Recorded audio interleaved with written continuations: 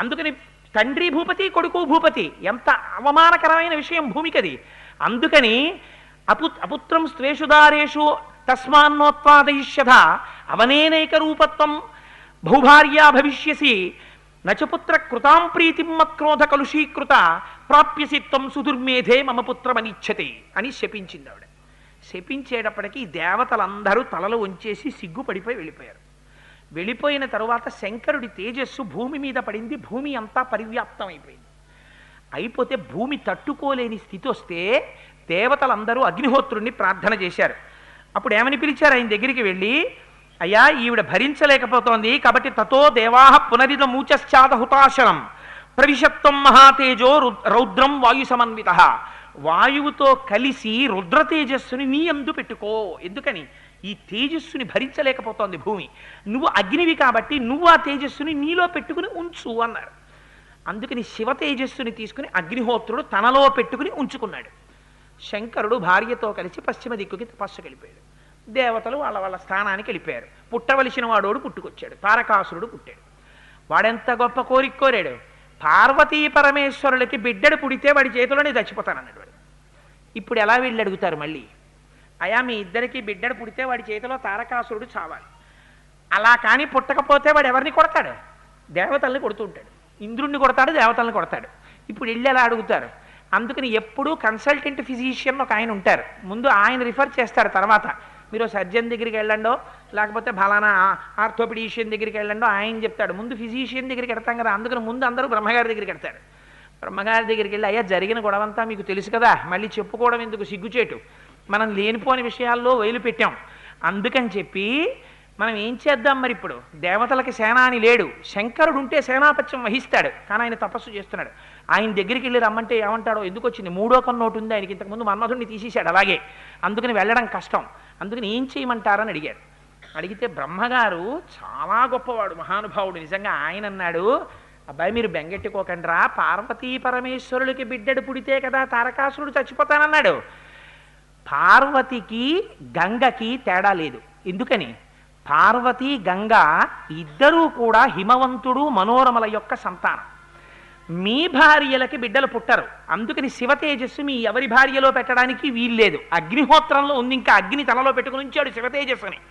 ఎందుకని అప్పుడు అగ్నిహోత్రుణ్ణి పుచ్చుకుని ఉంచమన్నారు కదా, ఉంచుకున్నాడు తనలోను. అంటే మనం పట్టుకెళ్ళి ఏదో ఫ్రిడ్జ్లో పండు దాచుకున్నట్టో అలా అగ్నిహోత్రుడు తనలో పెట్టుకుని ఉంచాడు.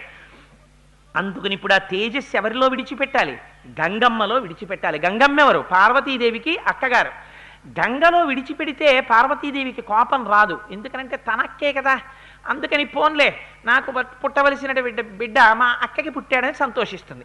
అందుకని అగ్నిహోత్ర నువ్వు వచ్చి ఆ శివ తేజస్సుని గంగలో విడిచిపెట్టు అన్నారు. అంటే దేవతలందరూ బయలుదేరి గంగమ్మ దగ్గరికి వెళ్ళారు.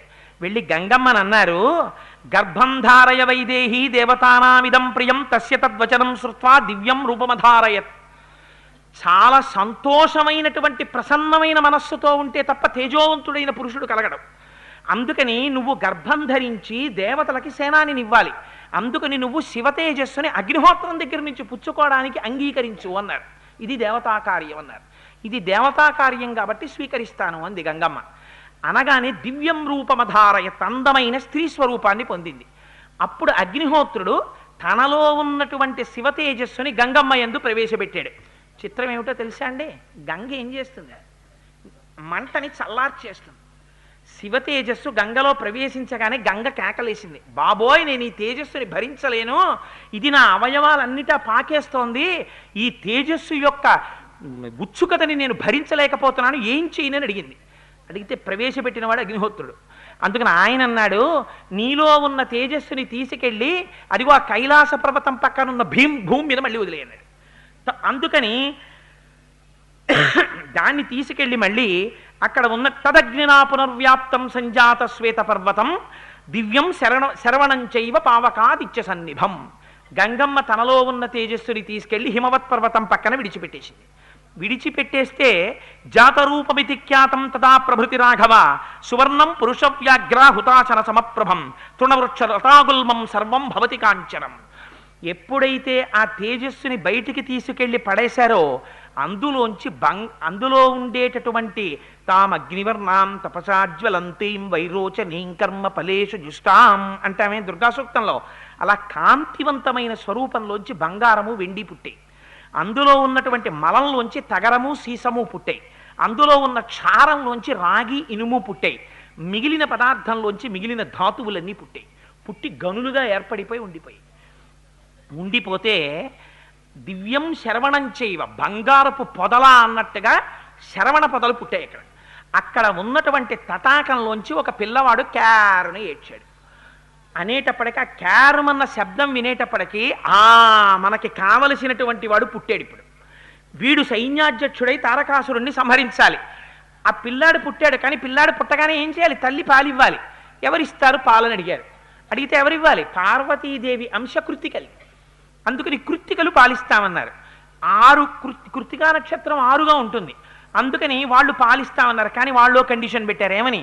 ఈ పిల్లాడు చూస్తే ఇలా మెరిసిపోతున్నాడు, రేపు పొద్దున్న ఏదో ఎప్పుడో కృత్తికలు పాలిచ్చారండి అంటే కుదరదు. మాకు మీరందరూ కలిపి ఒక వరం ఇవ్వాలి. ఏమిటా వరం అంటే తాక్షీరం జాతమాత్రస్య కృత్వా సమయముత్తమం దదుహు పుత్రోయమస్మాకం సర్వాసామితి నిశ్చయ. వీడు కృత్తికల పుత్రుడు అని కార్తికేయుడు అని పిలవాలి మీరు భవిష్యత్తులో. అలా పిలిస్తే మేము పాలిస్తామన్నారు. కృత్తికా నక్షత్రం పాలివ్వాలి. అందుకని దేవతలందరూ ఒప్పుకున్నారు. ఒప్పుకుని వాళ్ళన్నారు తతస్తు దేవతా సర్వాహ కార్తికేయమితి బ్రువన్ పుత్ర త్రైలోక్య విఖ్యాతో భవిష్యతి న సంశయ. భవిష్యత్తులో ఈ పిల్లవాడిని కార్తికేయుడు అని పిలుస్తారు, మీకేం బెంగలేదు, అందుకని పాలివ్వండి అన్నారు. అంటే కృత్తికలు వచ్చి పాలిచ్చారు. ఆ పిల్లవాడు ఏకకాలమునందు 6 ముఖాలతో 6 కృత్తికల యొక్క స్తన్యము నుండి పాలు తాగాడు. అందుకని షడాననుడు, షణ్ముఖుడయ్యాడు 6 ముఖాలతోటి. కాదు ఆ పిల్లవాడు అగ్నిహోత్రంలో ఉన్నటువంటి శివ తేజస్సు నుంచి బయటికి వచ్చినవాడు కాబట్టి పావకి అని పిలిచారు. కాదు అగ్నిహోత్రంలోంచి బయటికి వచ్చాడు కాబట్టి అగ్ని సంభవ అన్నారు. కాదు పరమశివుడికి కుమారుడైన వాణ్ణి మాత్రమే కుమార అని పిలవాలి, ఇతరుల్ని పిలవడానికి వీల్లేదు. అందుకని కుమారస్వామి అని పిలిచారు. కాదు గర్భం జారిపోతే పుట్టినటువంటి వాడు కాబట్టి, గంగ గర్భం జారిపోయినప్పుడు వచ్చినవాడు కాబట్టి, శివుని యొక్క వీర్యము స్ఖలనమైతే వచ్చినవాడు కాబట్టి స్కందుడు అని పిలిచారు. కాదు అందమంతా అమ్మది పార్వతీదేవితో వచ్చింది కాబట్టి మురుగన్ అన్నారు. కాదు నారాయణి అని పార్వతీదేవికి పేరు కాబట్టి, నారాయణి అంటే నారాయణుడి చెల్లెలు కాబట్టి, మేనల్లుడు పుట్టాడు కాబట్టి పొంగిపై తన కూతురైన వల్లికిచ్చి పెళ్లి చెయ్యొచ్చని శ్రీ మహావిష్ణువు వచ్చి మురుమగన్ అంటే మేనల్లుడా అని పిలిచాట. అందుకని మురుమగన్ అన్నారు. కాదు ఏకకాలమునందు ఆయన స్వామి అన్న పదం అమరకోశంలో ఒక్క సుబ్రహ్మణ్యుడికే, అన్యులకి పిలవడానికి వీల్లేదు. స్వామి అన్న మాట అమరకోశం ప్రకారం ఒక్క సుబ్రహ్మణ్యుడికే చెల్లుతుంది.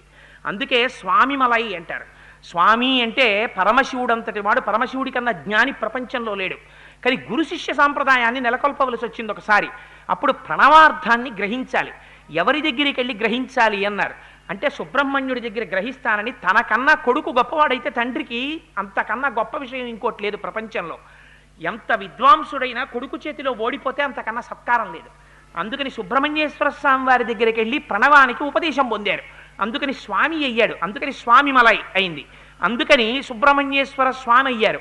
సుబ్రహ్మణ్యుడు. సరే, ఇప్పుడు సుబ్రహ్మణ్య తత్వం అంతా నేను ఎందుకు నెమలెక్కుతాడు, ఎందుకు ఆ నెమలి పురి విప్పుతుంది, ఎందుకు కుక్కుటధ్వజం ఉంటుంది, ఆ 6 ఋతువులు అంటే ఏమిటి, కాలస్వరూపం అంటే ఏమిటి, ఎందుకు ఆయన కొంతమంది రాక్షసుల్ని చంపుతాడు, ఎందుకు క్రౌంచ పర్వతం మీద కూర్చున్నాడు, ఇవన్నీ చెప్పాననుకోండి ఇప్పుడు అదంతా స్కందుడికి సంబంధించినటువంటి విశేషం అయిపోతుంది. అందుకని రామాయణాంతర్గతమైనటువంటి కథకి కట్టుపడతాను. అయితే ఇక్కడ మీ అందరికీ తప్పకుండా ఒక అనుమానం వస్తుంది, నాకు తెలుసు.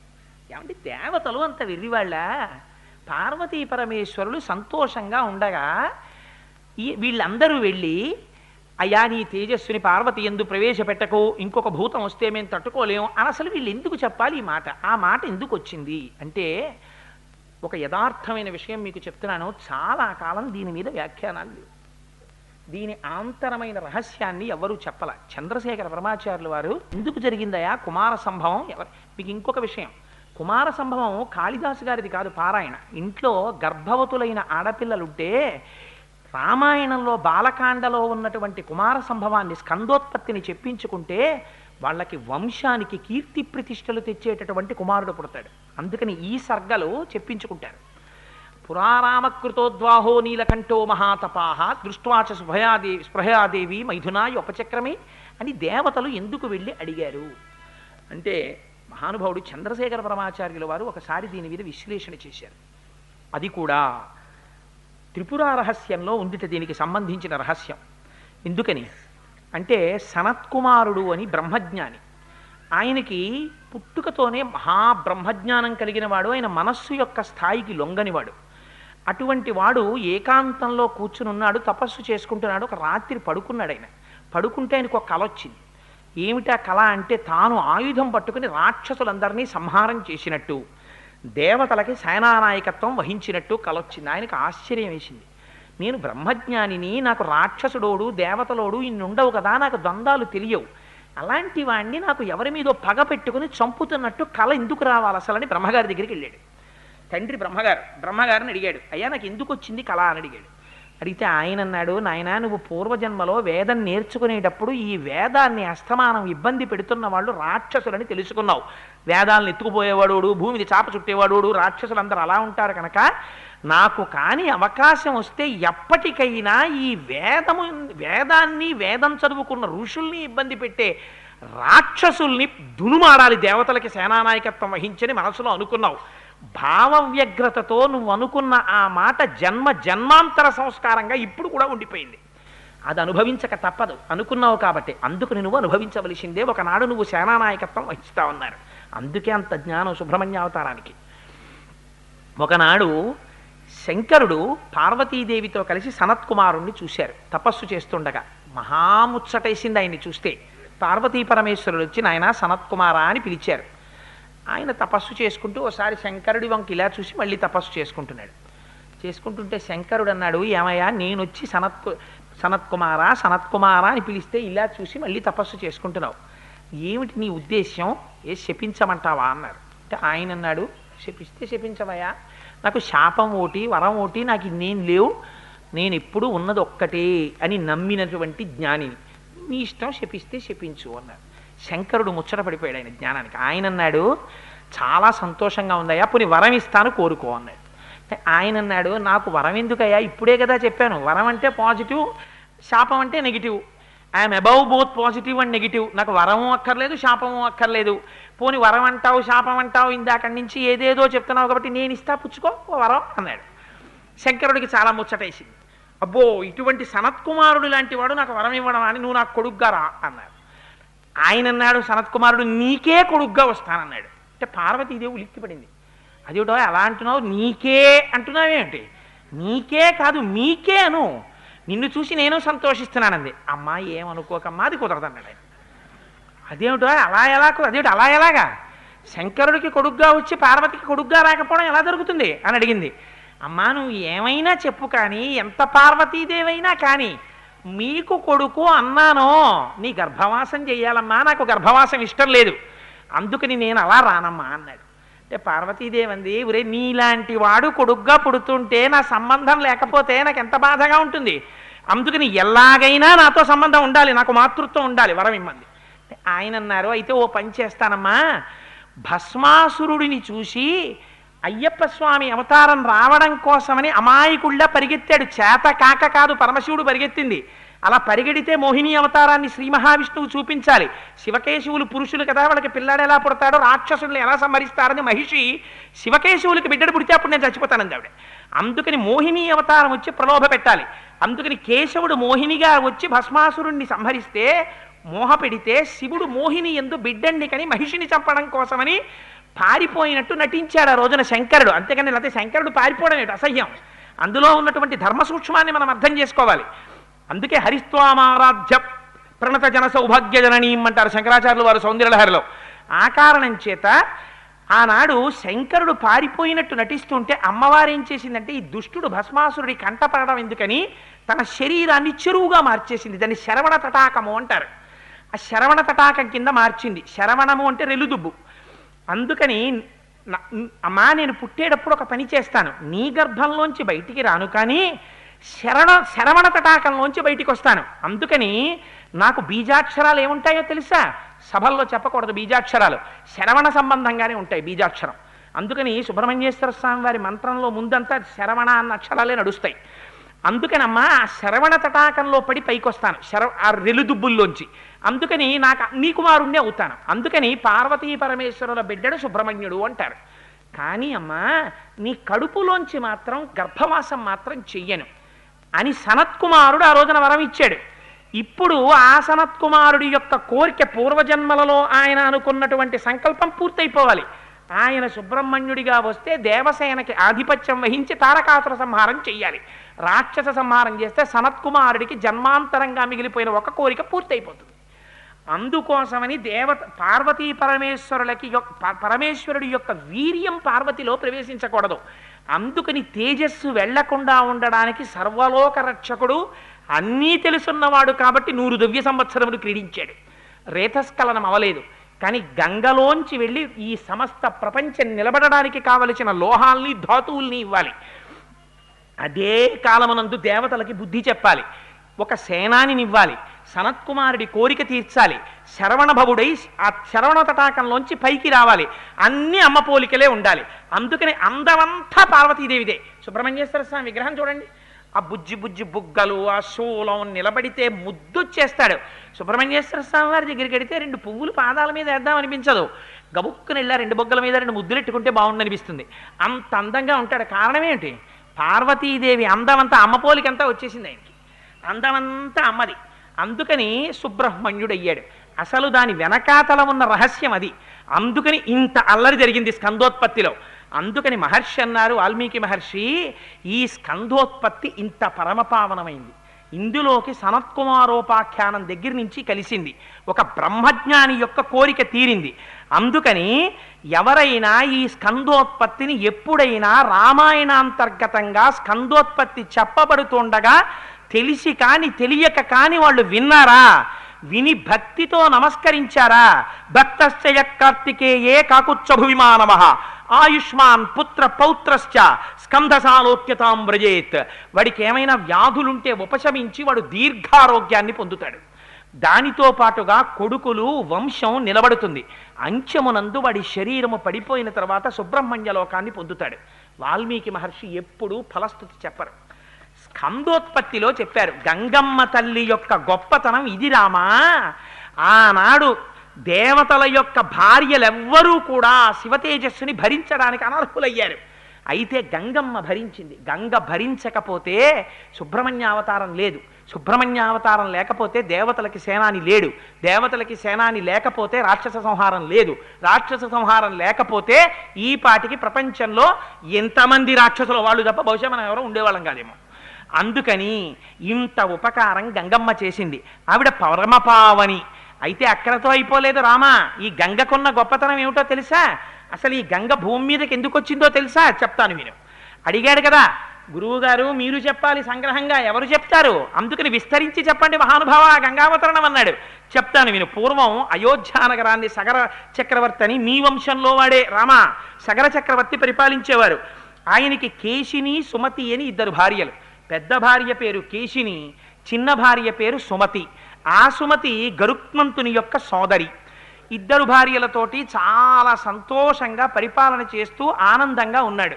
కొంతకాలం అయిపోయిన తర్వాత సగర చక్రవర్తి తనకు బిడ్డలు లేరని 2 భార్యల్ని తీసుకుని హిమాలయ పర్వతాల్లో ఉండేటటువంటి భృగుశ్రవణాన్ని చేరుకున్నాడు. చేరుకుని అక్కడ 100 సంవత్సరములు తపస్సు చేశాడు. తపస్సు చేస్తే అది భృగుశ్రవణం. అందుకని భృగు మహర్షి ప్రసన్నులయ్యారు. ప్రసన్నులై ఆ మహర్షిని పిలిచి ఒక వరం ఇచ్చారు. నాయనా సగరా, 100 సంవత్సరములు తపస్సు చేశావు కాబట్టి నీకు ఒక వరం ఇస్తున్నాను. నీకు 2 భార్యలు ఉన్నారు కదా, ఒక భార్యకి వంశకరుడైన కుమారుడు కలుగుతాడు. వంశాన్ని నిలబెట్టేటటువంటి గొప్ప ఉదాత్తమైన చరిత్ర కలిగిన కొడుకు పుడతాడు. ఒక భార్యకి 60,000 మంది కొడుకులు పుడతారు. వాళ్ళు మహోత్సాహవంతులు. అందుకని సంతోషంగా ఉండవయా, వరం ఇచ్చేశాను కాబట్టి నువ్వు బయలుదేరి అయోధ్యానగరానికి వెళ్ళిపోమన్నారు. 2 భార్యల్ని పిలిచి చెప్పాడు. ఒక భార్యకి వంశకరుడైన కొడుకు పుడతాట, ఒక భార్యకి 60,000 మంది కొడుకులు మహోత్సాహవంతులు పుడతారట. ఇంకా పెట్టి సర్దేయండి వెళ్ళిపోదాం అన్నాడు. అంటే వాళ్ళు అన్నారు, ఇది కనుక్కొచ్చారు కానీ ఎవరికెవరో అడిగారా అన్నారు. అడిగితే ఫోన్లేవే, ఎవరికెవరైనా నాకు మీకే కదా బిడ్డలు అన్నారంటే వాళ్ళు అన్నారు, మేము అలా తట్టుకోలేమండి ఆ సస్పెన్సు, ఎవరికెవరో అడగండి అన్నారు. అంటే ఎవరికెవరో అడగడం ఎందుకు, మీరే వెళ్ళి మీకేం కావాలో అడగండి మహర్షిని, ఆయన వరప్రదాత, అడగండి అన్నారంటే వాళ్ళు భృగు మహర్షి దగ్గరికి వచ్చారు. భృగు మహర్షి అన్నారు నవ్వి, పోని మీరే అడగండమ్మా, మీలో ఎవరికి వంశకరుడైన కొడుకు కావాలి, ఎవరికి పరమోత్సాహవంతులైన 60,000 మంది బిడ్డలు కావాలి, అడగండి అన్నారు. మునేస్తు వచనం శ్రుత్వా కేశినీ రఘునందన పుత్రం వంశకరం రామ జగ్రాహం నృపసన్నిధౌ. ఆ కేశిని అనేటటువంటి పెద్ద భార్య అంది, మహానుభావ నాకు వంశకరుడైనటువంటి ఒక్క కుమారుడు కావాలయ్యా అంది. రెండో భార్య అంది, అమ్మో 60,000 అడిగేస్తుందేమో అనుకున్నాను, నా అదృష్టం, నాకు 60,000 మంది కావాలనుకున్నాను, వంశకరుడు ఒకటి కావాలని పెద్ద భార్య అంది. షష్ఠిపుత్ర సహస్రాణి సుపర్ణ భగినిస్తథా మహోత్సాహం కీర్తిమతో జగ్రాహ సుమతిశ్రుతాన్. మహానుభావ నాకు 60,000 మంది మహోత్సాహవంతులైనటువంటి పిల్లలు కావాలని రెండో భార్య అడిగింది. తథాస్తు అన్నారు మహర్షి. బయలుదేరి వెళ్ళిపోయారు అయోధ్యానగరానికి. కొంతకాలం అయింది. పెద్ద భార్యకి కుమారుడు జన్మించాడు, ఆయనకి అసమంజసుడు అని పేరు పెట్టారు. రెండవ భార్యకి ఒక సొరకాయ ఒకటి పుట్టింది. ఆ సొరకాయ బయటికి రాగానే బద్దలైంది, అది పిండస్వరూపంతో బయటికి వచ్చి పగిలింది. అందులోంచి 60,000 మంది చిన్ని చిన్ని చిన్ని చిన్ని వాళ్ళు, ఏదో మనకి ఏ సినిమాల్లోనో చూస్తున్నట్టు ఈగలంతంత పిల్లలు, 60,000 మంది పిల్లలు వచ్చారు. అయ్యయ్యో వీళ్ళేమిటి మరి ఇంత చిన్న చిన్న వాళ్ళగా ఉన్నారని చెప్పి ఎవడు కాలేసి తొక్కేస్తాడో, మన పిల్లల్ని మనమే చూసుకోం, ఇదెక్కడ కూడా వచ్చి పడిందిరా అని చెప్పి 60,000 మంది పిల్లల్ని కూడా దాదులకు ఇచ్చారు. వాళ్ళు ఏం చేశారంటే నీతి కుండల్లో పెట్టారు. ఈ పిల్లల్ని పెట్టి ఈ 60,000 మంది పిల్లల్ని నీతి కుండల్లో పెంచారు. పెంచితే వాళ్ళు యవ్వనవంతులయ్యారు. 60,000 మందికి పేర్లు పెట్టడం ఎందుకు వచ్చిన గొడవ, రేపు రామాయణం చెప్పేవాడికి ఇదే సరిపోతుంది. 42 రోజులు అనుకున్నారో ఏమిటో పాపం మహర్షి. సగర చక్రవర్తి కొడుకులు కదయా సగరులు అంటాం, 60,000 మంది సగరులు అన్నారు. చాలా సంతోషం మహాప్రభు మమ్మల్ని గట్టెక్కించేశారని. 60,000 మంది సగరులు సుమతి బిడ్డలు, కేశిని బిడ్డడు అసమంజసుడు. పెద్ద భార్య పెద్ద కొడుకు కాబట్టి సంతోషంగా ఉన్నాడు సగర చక్రవర్తి. కానీ ఆ అసమంజసుడుకు అలవాటు ఉండేది. ఆయన ఏం చేసేవాడు, సాయంకాలం అయ్యేటప్పటికి ఊళ్ళో ఉన్న పిల్లలందరినీ పిలిచి, ఒరే రండిరా ఆడుకుందాం, సరయూ నది ఒడ్డుకి వెళ్ళేవాడు. రాజుగారి కొడుకు పిలిస్తే ఎవరు రారు, యువరాజుగారితో సరదాగా ఆడుకోవడం అంటే సరదాయే కదా, హోంవర్క్ వచ్చి చేసుకుందు కానీ నాన్న వెళ్ళి ఆడుకోని తల్లులు పంపించేసేవారు. వాడి పిల్లలందరినీ తీసుకెళ్ళి సరయూ నది ఒడ్డుకి వెళ్ళి ఈ పిల్లలందరినీ ఎత్తి ఈదుకుంటూ బయటికి రావడానికి వీలు లేనంత లోతైన చోటికి సరయూ నదిలోకి బిడ్డల్ని రోజు 2-3 విసిరేసేవాడు. ఆ బిడ్డలు అరిచి కేకలు పెట్టి ఆ నదిలో మునిగి మరణించేవారు. రాజుగారికి తెలిస్తే బాధపడతారని చాలా కాలం ఓర్పు పట్టారు ప్రజలు. వీడు రోజు ఆటలని పిల్లల్ని తీసుకెళ్ళడం, ఆ పిల్లల్ని నదిలోకి విసిరేస్తుండడం, తర్వాత గొప్ప యోగి అయ్యాడంటో. అయితే ఇది తెలిసిపోయింది సగర చక్రవర్తికి. ఏవం పాప సమాచార సజ్జన ప్రతిపాదక పౌరాణామహితోయుక్తో పుత్రో నిర్వాసిత పురాత్ అన్నారు వాల్మీకి మహర్షి. వాడు కొడుకే కావచ్చు, పెద్ద కొడుకే కావచ్చు, పెద్ద భార్య పెద్ద కొడుకే కావచ్చు, అయినా వాడు పాపముతో కూడినటువంటి ప్రవర్తనతో ఉన్నాడు. నేను పరిపాలిస్తున్నటువంటి ప్రజలకి ఇబ్బంది కల్పించాడు, అందుకని వాడి ఈ రాజ్యంలో ఉండడానికి వీల్లేదు, వాడిని రాజ్య బహిష్కారం విధిస్తున్నాను పొమ్మన్నారు. ఇది అయోధ్యని పరిపాలించినటువంటి ధర్మాత్ములైన ప్రభువులంటే. పంపించేస్తే ఆ అసమంజసుడికో కొడుకున్నాడు, వాడి పేరు అంశుమంతుడు. ఆ అంశుమంతుణ్ణి మనవడిని తెచ్చి సగర చక్రవర్తి దగ్గర పెట్టుకున్నారు. 60,000 మంది రెండో భార్య కొడుకులున్నారు. సంతోషంగా కాలం గడుస్తోంది. ఇంతమంది ఉన్నారు కదా, అశ్వమేధయాగం చేద్దామని మహానుభావుడు సగర చక్రవర్తి అశ్వమేధయాగం మొదలుపెట్టారు. అశ్వమేధయాగం మొదలుపెట్టి గుర్రాన్ని విడిచిపెట్టారు. విడిచిపెడితే ఆ అశ్వమేధయాగంలో విడిచిపెట్టబడినటువంటి గుర్రం వెడుతుంటే ఇంద్రుడు చూశాడు. చూసి ఈ గుర్రాన్ని అపహరించాలనుకున్నాడు. అపహరించాలనుకుని రాక్షసీం తనుమాస్తాయా యజ్ఞీయాశ్వం అపాహరత్, రాక్షసుడి యొక్క శరీరాన్ని పొందాడు. ఎందుకని సగర చక్రవర్తితో మాట అన్నారు, ఇక్కడ ఇంత గొప్ప బ్రాహ్మణులు ఉన్నారు, సుస్వరంగా వేదమంత్రాలు చెప్తున్నారు, అందుకని ఇక్కడికి రాక్షసులు రాలేర్రా అన్నారు. ఇంద్రుడు రాక్షస శరీరాన్ని పొందాడు. పొంది అపహరించాడు యజ్ఞాశ్వాన్ని. అపహరిస్తే పాపం వెనకాతల వెడుతున్నటువంటి వాళ్ళు వెనక్కి వచ్చేశారు. అంశుమంతుడు వెడుతున్నాడు ఆ గుర్రానికి కాపలాగా, అంటే పెద్ద కొడుకు యొక్క కొడుకు మనవడు. వెనక్కి వచ్చి తాతగారు గుర్రాన్ని ఎత్తుకుపోయారండి ఎవరో అన్నాడు. అంటే ఆయన అన్నాడు, ఆ యజ్ఞం చేయిస్తున్న వాళ్ళు అన్నారు, యజ్ఞాశ్వం కానీ అపహరింపబడితే యజ్ఞంలోంచి ప్రతికూల ఫలితాలు వస్తాయి, దారుణమైన ఫలితాలు వస్తాయి, అందుకని గుర్రం తిరిగి రావాలి, అందుకని నువ్వేం చేస్తావో మాకు తెలియదు, నువ్వు అలా దీక్షలో ఉండి ఆ గుర్రం వెనక్కి వచ్చేటట్టు చూడన్నారు. అంటే ఆయన అన్నాడు, 60,000 మంది కొడుకుల్ని పిలిచాడు. ఒరే మీరు సగరులు ఉన్నారు కదా, యోజనాయామ విస్తారమేకైకో ధరణీతలం బిబిధు పురుష వ్యాఘ్ర వజ్రస్పర్శ సమైర్నఖై అన్నాడు. భూమి 60,000 యోజనాలుంది. మీ అందరూ తలకో యోజనం పంచేసుకోండి. పంచేసుకుని గోళ్లతో పెకలించేయండి, గోతులు పెట్టేయండి. ఎక్కడో అక్కడ ఎవడో ఒకడు దాచి ఉంటాడు, భూమి తప్ప ఎక్కడ దాస్తాడు. అందుకని 60,000 యోజనాలు వెతికేయండి. ఎక్కడైనా అడుగున కానీ గోతుల్లో కానీ దాచాడేమో భూమిని తవ్వేయండి అన్నాడు. వాళ్ళకి వజ్రాలు లాంటి గోళ్ళు ఉన్నాయి. వాళ్ళు భూమికి గోతులు పెట్టి వెతికేశారు. వెతికేస్తే భూమి అంతా గోతులు పడిపోతోంది. అడ్డొచ్చిన ప్రాణులు అన్నీ చచ్చిపోతున్నాయి. వాళ్ళు పాతాళం వరకు తవ్వేస్తున్నారు. తవ్వేస్తుంటే ఇది ఇన్ని ప్రాణులు చచ్చిపోతున్నాయని దేవతలందరూ ఆశ్చర్యపోయారు. ఆశ్చర్యపోయి అందరూ కలిసి మళ్ళీ చతుర్ముఖ బ్రహ్మగారి దగ్గరికి వెళ్ళారు. చెప్పాను కదా, ఆయన కన్సల్టెంట్ ఫిజిషియన్ పాపం.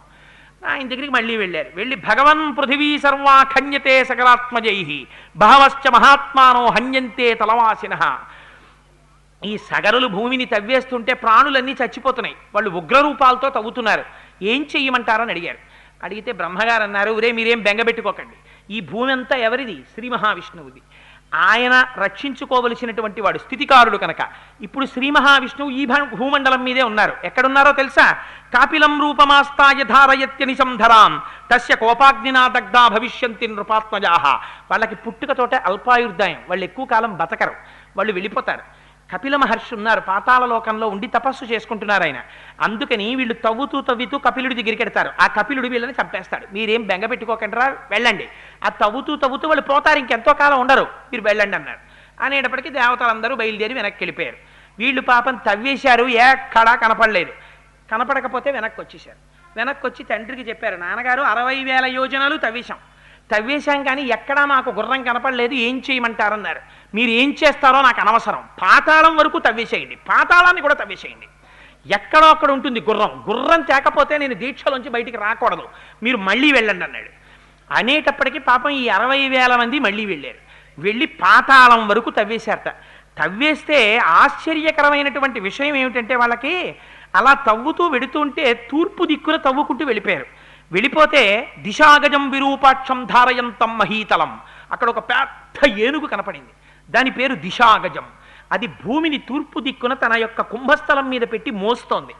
భూమి మీద పాపం ఎక్కువైపోతే ఆ ఏనుగు మొయ్యడానికి అసహ్యం వేసి, భూభారం ఎందుకు పెరుగుతుందంటే పాపం వల్ల పెరిగిపోతే ఆ ఏనుగు బరువు ఎక్కువై ఓసారి ఇలా కదుపుతుంది కుంభస్థలాన్ని, అప్పుడు భూకంపాలు వస్తాయింది రామాయణం.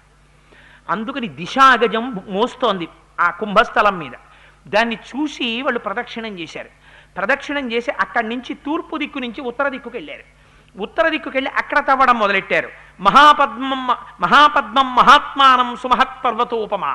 పర్వతం అంత పెద్ద ఏనుగుంది, దాని పేరు మహాపద్మం. అది దక్షిణ దిక్కున భూమిని మోస్తోంది కుంభస్థలం మీద. దానికి ఇది అలవాటు.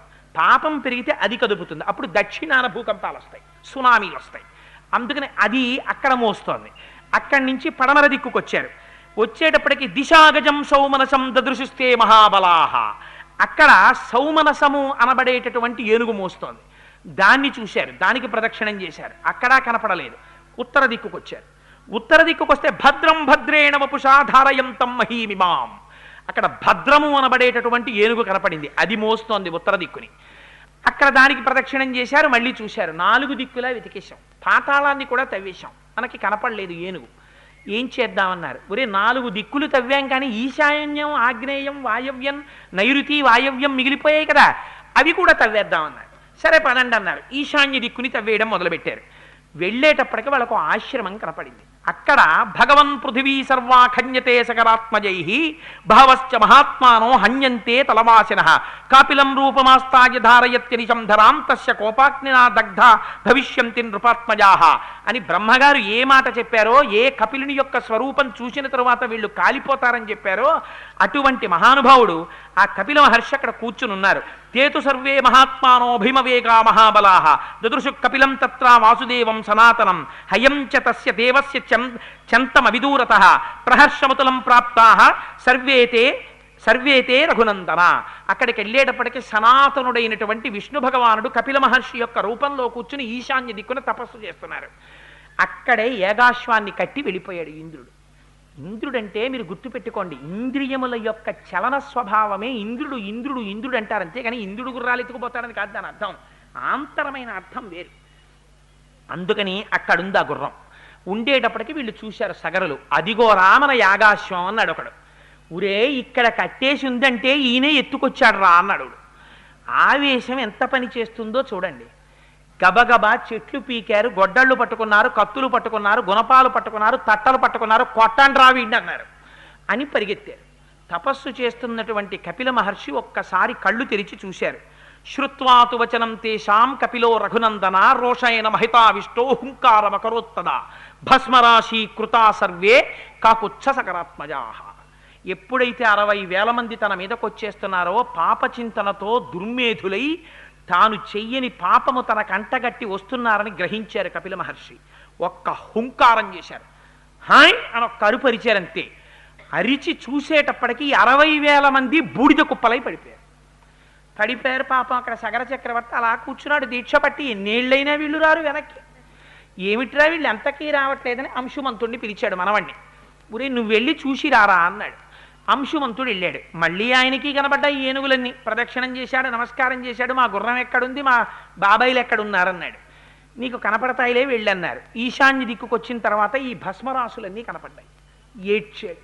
అయ్యో నా పినతండ్రులందరూ మూకుమ్మడిగా ఏకకాలమునందు మరణించారు అని కపిల మహర్షికి నమస్కారం చేసి, ఉత్తర క్రియలు జరగలేదు, వీళ్ళు బాధపడుతూ ఉంటారని గబగబా వెళ్ళి నీళ్లు తీసుకొచ్చి ఆ జలప్రదానం చేద్దామని చెప్పి ఆ నీళ్లు పట్టుకొద్దామని వెడుతున్నాడు.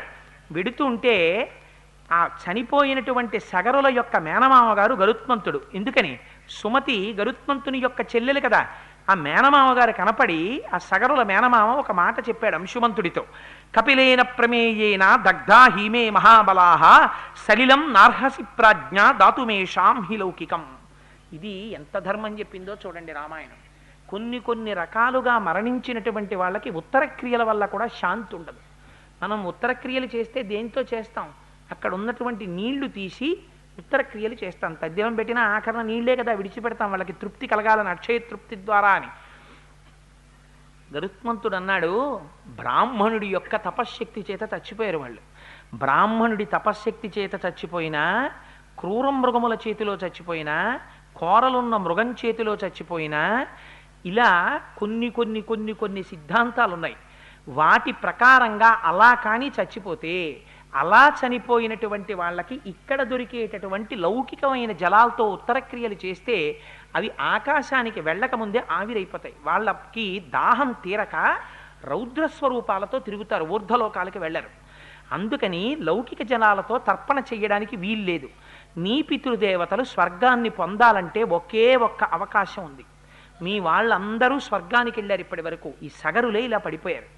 అందుకని నువ్వేం చేస్తావంటే, దేవలోకంలో గంగ ప్రవహిస్తోంది, ఆ గంగ ప్రవహించి వచ్చి వీళ్ళ భస్మరాశుల నుంచి ప్రవహిస్తే వీళ్ళకి స్వర్గలోకం వస్తుంది. నీకేమైనా అవకాశం ఉంటే తీసుకురా అన్నాడు. అంటే ముందు గుర్రాన్ని పట్టుకెడదామని కపిల మహర్షికి నమస్కారం చేసి గుర్రం పట్టుకెళ్ళాడు.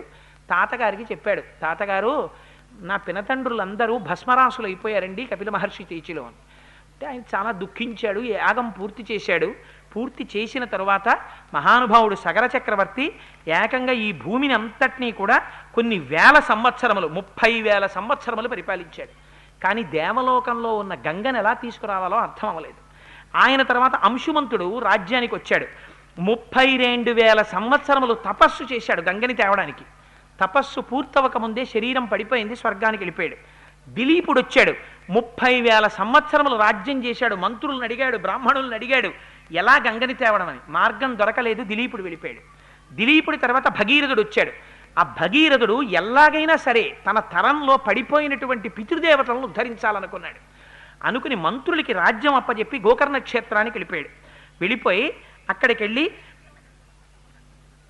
మహోగ్రమైనటువంటి తపస్సు మొదలుపెట్టాడు. ఎలాగట, ఊర్ధ్వబాహు పంచతప మాసోహారో జితేంద్రియ అని అక్కడ గొప్ప తపస్సు చేశాడు. తస్య వర్ష సహస్రాణి, 1000 సంవత్సరములు తపస్సు చేశాడు పంచాగ్నిహోత్రాల్లో. గ్రీష్మ ఋతువులో చుట్టూ 4 అగ్నిహోత్రాలు పెట్టుకుని పైన సూర్యుడి వంక చూస్తూ తపస్సు చేస్తే పంచాగ్నిహోత్ర తపస్సు అంటారు.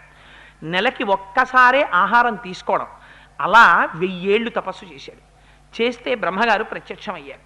ప్రత్యక్షమై దేవతలందరితో వచ్చారు. వస్తే ఆయన అన్నాడు, దేవదేవే గతే తస్మిన్ సోంగుష్ట, మహానుభావ చతుర్ముఖ బ్రహ్మ నువ్వు వచ్చావు, కానీ మాకు ఒక వరం ఇవ్వాలి. ఇప్పటి వరకు నాకు కుమారులు లేరు, అందుచేత ఇక్ష్వాకు వంశం ఆచంద్రతారార్కం నిలబడాలి. అందుకని ఇక్ష్వాకు వంశం అంతరించిపోకుండా నాకు బిడ్డలు కలిగేటటువంటి అదృష్టాన్ని. 2, మా వంశంలో పుట్టినటువంటి సగరులు 60,000 మంది భస్మరాసులై పడిపోయి ఉన్నారు, వాళ్ళ మించి దేవగంగ ప్రవహించాలి. అందుకని గంగని ఆకాశం మించి కిందకి పాతాళ లోకానికి విడిచిపెట్టమన్నారు. అంటే బ్రహ్మగారు అన్నారు, నీ మొదటి వరం నా జ్యూరిస్డిక్షన్లో ఉంది, నేను ఇచ్చేస్తాను. మీ వంశం ఆచంద్రతారార్కం నిలబడుతుంది, నీకు కుమారులు జన్మిస్తారు. కానీ గంగ ఆకాశం మించి కింద కొదలడం అన్నది కుదరదు. ఎందుకో తెలుసా? గంగాయా పతనం రాజన్ పృథివీన సహిష్యతి. అలా ఒకవేళ గంగ కానీ పైనుంచి కింద పడిందా దాన్ని ఎవ్వరూ పట్టుకోలేరు. అందుకని దాన్ని పట్టగలిగినటువంటి వాడు ఒక్కడున్నాడు ప్రపంచంలో. ఎవడైనా పట్టగలిగిన వాడు గంగాయా పతనం రాజన్ పృథివీన సహిష్యతి. కేవలం శూలి, త్రిశూలం పట్టుకున్నవాడున్నాడే శంకరుడు, ఆయన ఒక్కడే పట్టగలడు. అందుకని నీకేమైనా ఓపిక ఉంటే మళ్ళీ వెళ్ళి శివుడి గురించి తపస్సు చెయ్యి, ఆయన ఒప్పుకుంటే ఆయన్ని పట్టమని అన్నాడు, అప్పుడు వదులుతా అన్నాడు. అంటే పాపం మళ్ళీ అక్కడి నుంచి బయలుదేరి శంకరుడి గురించి తపస్సు చేయడానికని వెళ్ళి, దేవదేవే గతే తస్మిన్ సోంగుష్టాగ్రని పీడితాం కృత్వాం వసుమతీం రామా సంవత్సరముపాసత. బొటనవేలి చివరి మీద నిలబడి 100 సంవత్సరాలు తపస్సు చేశాడు. శంకరుడు ప్రత్యక్షమయ్యాడు. ప్రీతస్త్రేహం నరశ్రేష్ఠ కరిష్యామి తమాప్రియం శిరసాధారయిష్యామి శైలరాజసుతామ్యహం. నీ తపస్సుకి సంతోషించానయ్యా, గంగని పడతాను, ఎక్కడికొచ్చి పట్టుకోమంటావు అన్నాడు. అయ్యా మహానుభావా, నువ్వు పట్టడమే అదృష్టం, నువ్వు వచ్చి నిలబడు, గంగను వదులుతారన్నారు. హిమాలయ పర్వతాల దగ్గరికి వచ్చి అక్కడికొచ్చి 2 చేతులు ఇలా నడుం మీద వేసుకుని 2 కాళ్ళు ఎడంగా చాపి కపర్ది అంటారు, పెద్ద జటాజూటాన్ని విప్పి శంకరుడు నిలబడి ఆకాశం వంక చూస్తున్నాడు, గంగ పడాలి.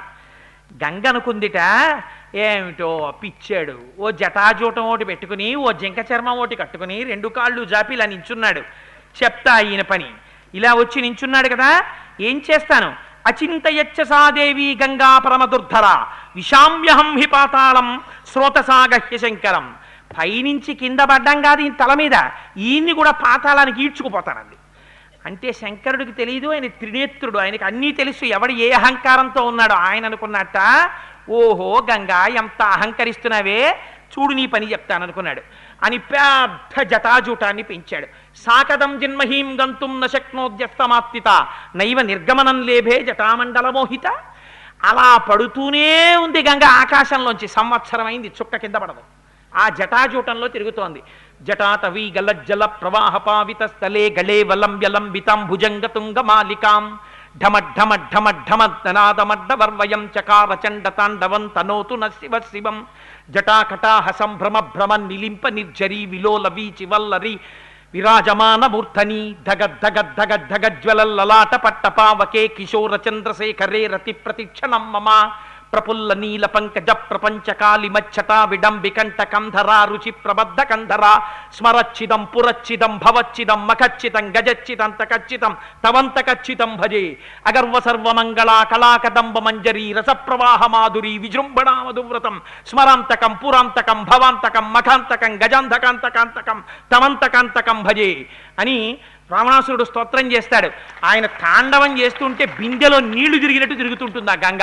సంవత్సరం పాటు ఉండిపోయింది ఆ జటాజూటంలో. ఉండిపోతే అయ్యా ఆవిడ అహంకారము బాగుంది, మీరు కట్టేయడము బాగుంది, మధ్యలో నేనుండిపోయాను, ఎప్పుడు పడతాయా చుక్కల కిందని అని పాపం మళ్ళీ తపస్సు మొదలెట్టాడు భగీరథుడు. మొదలు పెడితే శంకరుడు కరుణించాడు. ఇంతకాలం అహంకరించింది కదా, అందుకుని కట్టేశాను, బెంగ పెట్టుకోక వదిలేస్తున్నానన్నాడు అని జటాజూటంలోంచి కిందకు వదిలాడు. పరమ పవిత్రమైనటువంటి శంకరుడి యొక్క కపర్ది ఆయన యొక్క శిరస్సుని తగిలి కింద పడింది. అలా పడేటప్పుడు ఆ బిందు సరోవరంలోకి వదిలేశాట. వదిలేస్తే హ్లాదిని పావని నళిని అని 3 పాయలు కింద తూర్పుకి వెళ్ళిపోయింది. సుచక్షువు సీత సింధువు అని 3 పాయలు పడమటకి వెళ్ళిపోయాయి. 7వ పాయ భగీరథుడిని అనుసరించి వెళ్ళిపోతోంది. ముందు రథం మీద భగీరథుడు వెళ్ళిపోతున్నాడు, ఆ వెనకాతల గంగ వెళ్ళిపోతోంది. యతో భగీరథో రాజా తతో గంగా యశస్విని జగామ సరితా శ్రేష్ఠ సర్వపాప ప్రణాశిని. అదో ఆశ్చర్యకరమైన ఘట్టం. మీరు ఒకసారి మానసికంగా విజువలైజ్ చేయండి. హిమాలయ పర్వతాల మీద ఇలా శంకరుడు, ఆకాశంలోంచి గంగ, ఇక్కడి నుంచి కింద పడ్డం, 3 పాయలటు 3 పాయలు ఇటు, రథం మీద భగీరథుడు, ఆ వెనకాతల పరిగెడుతూ గంగ. ఆ వెళ్ళిపోవడం కూడా ఎలా వెళ్ళిపోయిందట, గగనాశంకర శిరస్తతో ధరణిమాశ్రిత విసర్పిత జలం తత్ర తీవ్ర శబ్ద పురస్కృతం. ఆకాశం నుంచి శంకరుడి తల మీద పడి అక్కడి నుంచి కింద పడుతుంటే పెద్ద చప్పుట్ట, జలపాతం పడితేనే అంత చప్పుడు వస్తుంది, ఇంకా అంత దేవగంగ పడిపోతుంటే ఎంత చప్పుడు వస్తుంది, బ్రహ్మాండమైన చప్పుడుతో గంగ కింద పడిపోతోందట.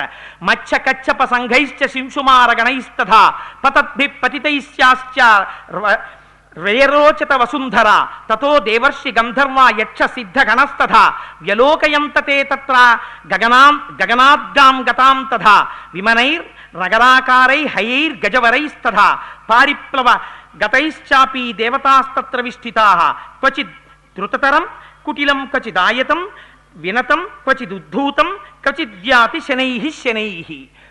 ఆ పైనుంచి పడిపోతుంటే దాంతోపాటు మొసళ్ళు పడిపోతున్నాయిట, తాబేళ్లు పడిపోతున్నాయిట, చేపలు పడిపోతున్నాయిట. అవన్నీ పడిపోయి శంకరుడి తలకి తగిలి భూమి మీద పడిపోతున్నాయిట. పడిపోయి ఒక్కసారి స్పృహ కోల్పోయినట్టు అయిపోయి 7 పాయల్లో ఏదో ఓ పాయలో దూరిపోయి వెళ్ళిపోతున్నాయిట. మళ్ళీని ఏమిట్రా ఈ గంగావతరణం అని చెప్పి దేవతలందరూ వాళ్ళ వాళ్ళ వాహనాల మీద వచ్చి ఆకాశం అంతా నిలబడిపోయారట. నిలబడిపోవడంలో వాళ్ళు పెట్టుకున్నటువంటి ఆభరణముల కాంతి చేత ఒకేసారి ఆకాశం అంతా కోటి సూర్యులు ఉదయించినటువంటి కాంతి వచ్చేసిందిట. ఉరే దేవగంగ భూలోకం మీద పడిందిరా అని పాపం చేసిన వాళ్ళందరూ వచ్చి అందులో మునకేసారట. వాళ్ళ పాపాలన్నీ పోయి మళ్ళీ వాళ్ళందరూ స్వర్గానికి వెళ్ళిపోతున్నారట. నిలబడ్డ వాళ్ళు కొందరు, పైకి పోతున్న వాళ్ళు కొందరు, కిందకొచ్చి చూస్తున్న వాళ్ళు కొందరు. ఏమో అంత దూరం వెళ్ళి అక్కడ స్నానం చేయడం ఎందుకు, ఇక్కడికెళ్ళి ఇలా చల్లుకున్నా చాలు అని చెప్పి భవాంగపతంతోయం పవిత్ర వితిపస్పృశో. కొందరు శంకరుడి కాళ్ళ దగ్గరికి వెళ్ళి నించున్నారట. ఏమి శంకరుడి స్వరూపం రా, మహానుభావుడు చూడండి రా, పాదాల దగ్గర నుంచి మెరిసిపోతున్నాడు రా తెల్లగా. ఆ గంగ ఆయన శరీరం నుంచి పడిపోతుంది రా. భవాంగపతితంతోయం, శంకరుడి యొక్క శరీరానికి తగిలి కింద పడుతోంది ఈ గంగ అని ఆయన పాదాల దగ్గర పెట్టేట. బుర్ర పెడితే పగిలిపోతుంది, ఎందుకని అంత ధార. అందుకని ఇలా నీళ్లు తీసి తల మీద జల్లేసుకుంటున్నారు కొంతమంది. భవాంగ పతితంతోయం పవిత్ర వితిపస్పృశు, అలా చల్లుకోగానే పాపాలు పోయి ఊర్ధ్వలోకాలకు వెళ్ళిపోతున్నారట. మరికొంతమంది చాలా పాపం ఉన్నవాళ్ళు, ఎక్కడెక్కడో ఉన్నవాళ్ళు పరుగు పరుగున వచ్చేసి ఆ పాయల్లోకి వెళ్ళి స్నానం చేయగానే పాపాలు పోయి ఊర్ధ్వలోకాలకు వెళ్ళిపోతున్నారట. ఒక పక్క నుంచి ఈ నదిలో వెళ్ళిపోతున్నటువంటి రకరకాలైనటువంటి జంతువుల యొక్క సమూహాలు, దేవతలు అందరూ వచ్చి నిలబడి చూస్తుంటే ఈ గంగ యొక్క శబ్దం, ముందు భగీరథుడు, వెనక పెద్ద పాయ, భగీరథుడి సంతోషం, పరుగున గంగ భూలోకం నుంచి పాతాళలోకం వైపుకి వెళ్ళిపోతున్నారు. వెళ్ళిపోతుంటే అక్కడ జహ్ను మహర్షి తపస్సు చేస్తున్నటువంటి ఆశ్రమం ఉంది, దాని పక్క నుంచి భగీరథుడు వెళ్ళిపోయాడు. గంగ కూడా అలా సన్నగా వెళ్ళిపోతుంది. ఏమిటి, ఒక చోట విస్తృతంగా పరిగెడుతోంది, ఓ చోట సన్నగా పరిగెడుతోంది, ఓ చోట నురుగులతో పరిగెడుతోంది, ఓ చోట పైనుంచి కిందకి పడి పైకి లేస్తోంది. ఇలా కృష్ణానది శ్రీశైలంలో హైడ్రో పవర్ ప్రాజెక్టులో ఇలా పడి ఇలా పైకి లేస్తుంటుంది, అలా పైకి లేస్తోంది. ఓ చోట ఇటువైపు నుంచి వచ్చి ఇటువైపు వచ్చిన పాయలు గుద్దుకుంటున్నాయి. అంత చిత్ర విచిత్రంగా గతులతో వెళ్ళిపోతోందిట. రంగతుంగ తరంగ సంఘములతో, రంజిల్లు ఘోషంబుతో, బంగారంబగు పొంగుతో, నురగతో, పువ్వాట తుంపర్లతో, భంగుల్సల్పుచు జంఘలించుచు నభోభాగము నుండి జారన్ గంగమ్మను దల్చితే శిరమునన్ రంజిల్లుతున్ శంకర అంటారు. నురగతో తుంపర్లతో గంగ పడిపోతోంది శంకరుడి మీద, స్నానం అయిపోతోంది మహానుభావుడికి. పరవశించిపోతున్నారు అందరూ. ఈ జహ్ను మహర్షి తపస్సు చేస్తున్నటువంటి యజ్ఞవాటికిని ముంచెత్తి పట్టుకెళ్ళిపోయింది. తపస్సు చేసుకుని యజ్ఞం చేస్తున్నటువంటి జహ్ను మహర్షి ఆశ్చర్యపోయాడు. ఎవడురా నా యజ్ఞవాటికిని ముంచెత్తినవాడని చూశాడు. గంగ వచ్చేస్తోంది. కోపం వచ్చి ఒక్కసారి గంగనంతటిని తీసి ఔపోసన పట్టేశాడు. ఒక్కసారి ఇలా చూస్తుండగా మంచి సినిమా కరెంటు పోయినట్టు అన్నీ అయిపోయింది గంగ. భగీరథుడు ఏది వెనకాల ఇంత చప్పుడని చూశాడు, ఏముంది ఏం లేదు అంతా ఏడారి. అయ్య బాబోయ్ అని మళ్ళీ పరిగెత్తుకొచ్చాడు. ఏమైంది మహాప్రభో అన్నాడు. తాగేశారు జహ్ను మహర్షి అన్నాడు. ఇంకెక్కడ గంగ అన్నారు. అనేటప్పటికి మళ్ళీ ఆయన కాళ్ళ మీద పడిపోయాడు. పడిపోవడం ఏంటి, దేవుడు ఇలా ఎలా తాగేశాడని దేవతలందరూ మళ్ళీ చూడండి. ఇక్కడెక్కడ మనం ఏదో చూస్తుంటాం, అక్కడెక్కడ సినిమా యాక్టర్ వచ్చాడని అనుకోండి, అక్కడ పరిగెడతాం. ఉరే అక్కడ జహ్ను తాగేశాట గంగ అన్నారు. మళ్ళీ వీళ్ళందరూ పరిగెత్తుకుంటే అక్కడికి వెళ్ళిపోయారు. ఉరే ఏం తాగేశాడు రా మహానుభావుడు, ఇంత గంగ అక్కడ తాగేశాడు రా, ఆయన కాళ్ళ మీద పడిపోయారు. పడిపోయి అక్కడ పూజలు మొదలెట్టారు. జహ్నువా నువ్వు రా నాయనా గొప్పవాడి అని. పాపం ఆ భగీరథుడు వెళ్ళి, మహాప్రభో ఆయనేమో జటాజూటంలో కట్టేశాడు, ఏడాది తర్వాత వదిలేడు, నువ్వేమో మళ్ళీ నువ్వు తాగేశావు, నన్ను అనుగ్రహించవయ్యా బాబు, మా పితరులు బూడిద కుప్పలై కింద పడి ఉన్నారు అంటే పాపం జహ్నువు సంతోషించాడు. తస్మాత్ జహ్ను సుతా గంగా జాహ్నవి పృతి చే శుభ.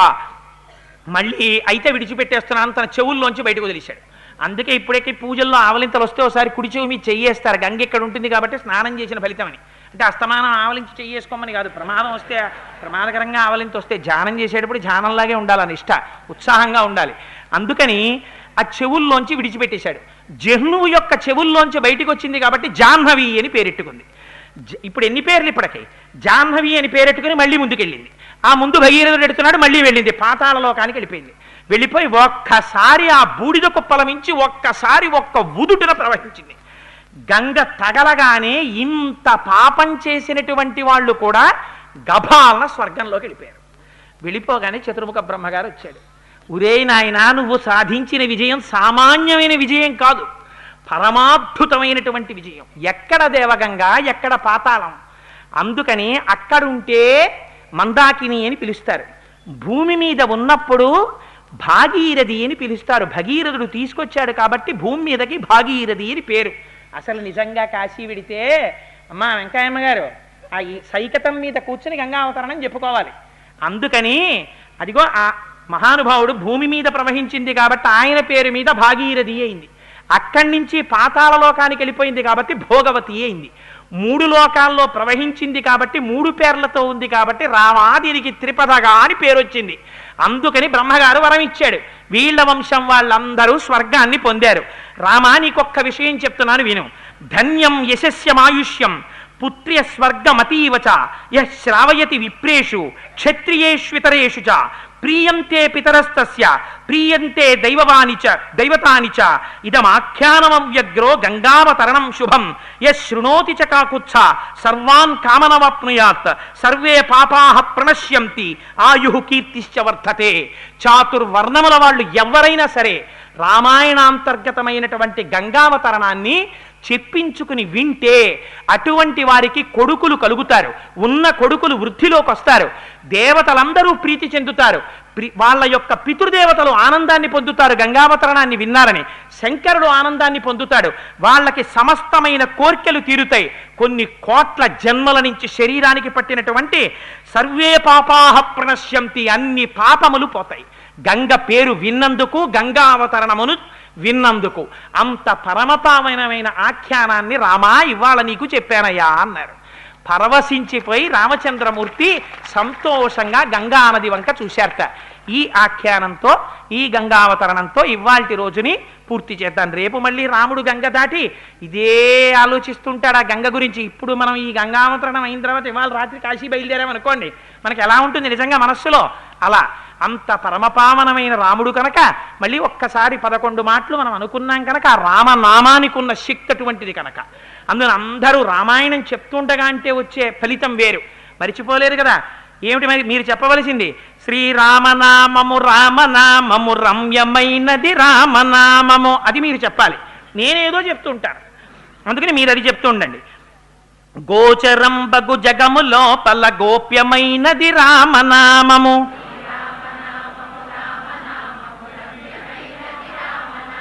బ్రహ్మ సత్యము జగన్మిథ్యాభావమే శ్రీరామనామము,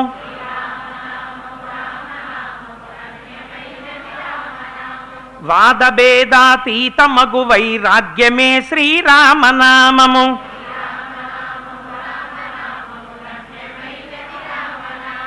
భక్తితో భజించు వారికి ముక్తి నొసగును రామనామము,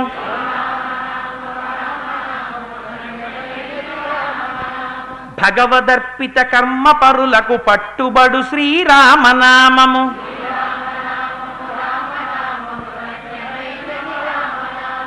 ఆది మధ్యాంతాది రహితమనాది సిద్ధము రామనామము,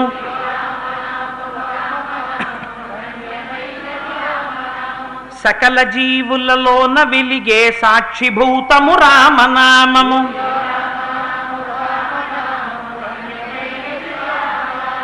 జన్మ మృత్యు జరాది వ్యాధుల చక్కబరచును రామనామము,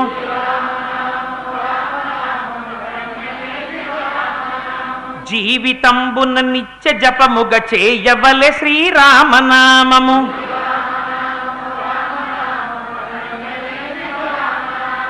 మరణకాలమునందు ముక్తికి మార్గమగు శ్రీరామనామము,